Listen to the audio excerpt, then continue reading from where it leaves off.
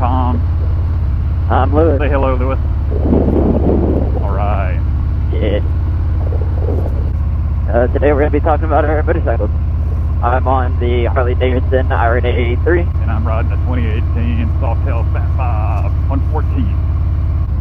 All right, Lewis, I want you to tell me what you like and what you don't like about the Iron 883. First, tell us how long you've been riding the 883. Alright, I've been riding things for about a month. Okay. And the biggest thing I like is the look and the maneuverability. It's really light, really easy to throw around. Yeah. And it's not very intimidating unlike the Fat Bob. Right, that's true. So for like a newer rider, it is much less intimidating, so you can feel much more confident and not like you might fall over.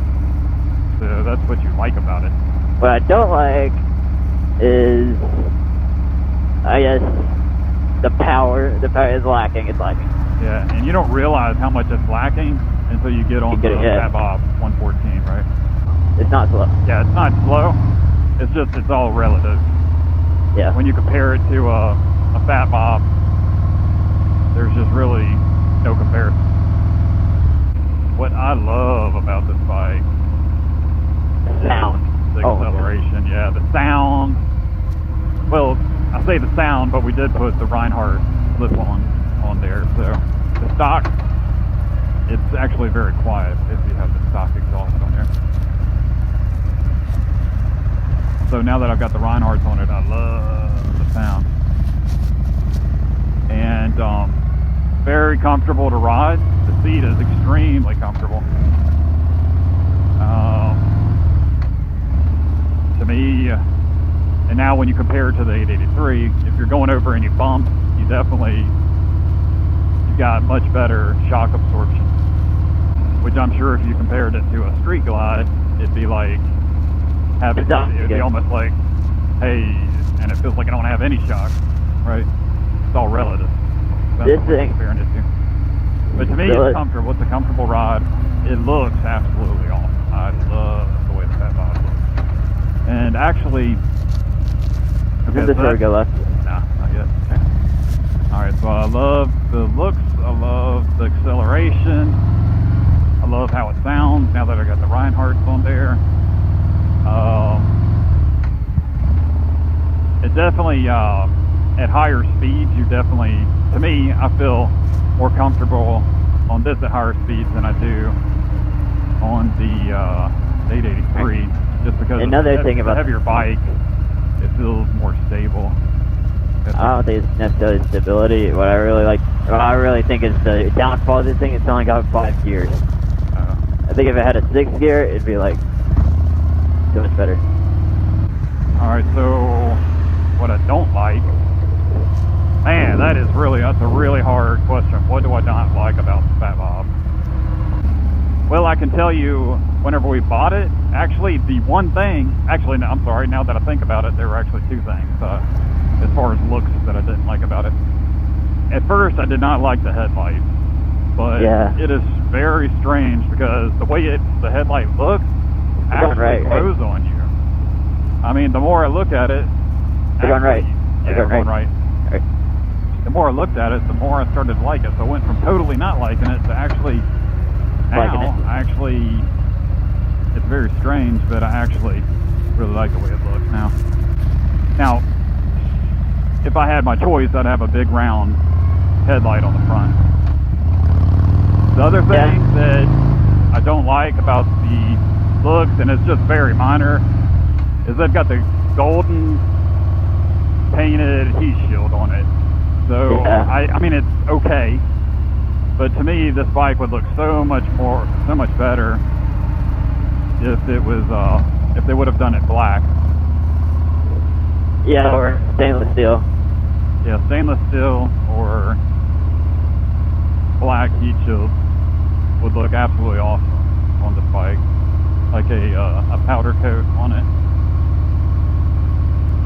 That is extremely minor. I mean, I'm 100%, let's say 99.9% satisfied with the way my bike is right now. I mean, that really, I think the only thing And I could do that for, you know, probably what, around $100. I could remove the heat shield and send it somewhere to get painted. Yeah. Alright, another thing about my bike is the headlight. It's not very bright. It looks good. So the headlight on the 883 looks really good to me. I love the way it looks, but when I tried riding your bike that one night, like, it concerned me how little I could see in front of me. I mean, it is not bright at all. So that actually will be the first upgrade we probably do on your bike, is getting a day maker on there. All right, take it right up here. All right.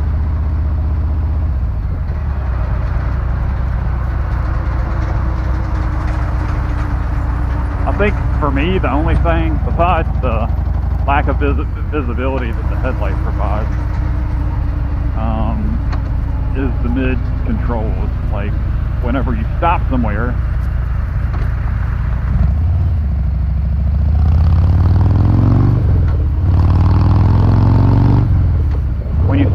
and you put your feet down, the foot pegs hit you. Now, I know that's just something that you get used to, so I'm sure whenever you stop and put your feet down, it may not bother you because you're used to it, you know. Yeah. You know where to put your feet so it doesn't bother you, but... That's what happened at first with me, yeah. It was knocking my legs, but now it doesn't, like... I guess it's gotten used to... You learn where to place your feet whenever you stop.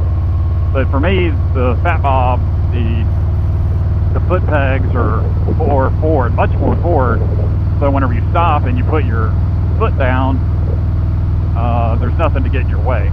So. Except for that big old clutch or gear box. Golly. Actually, makes your legs stick out over here. Yeah, it bothers me. That's it. I guess you can get used to it.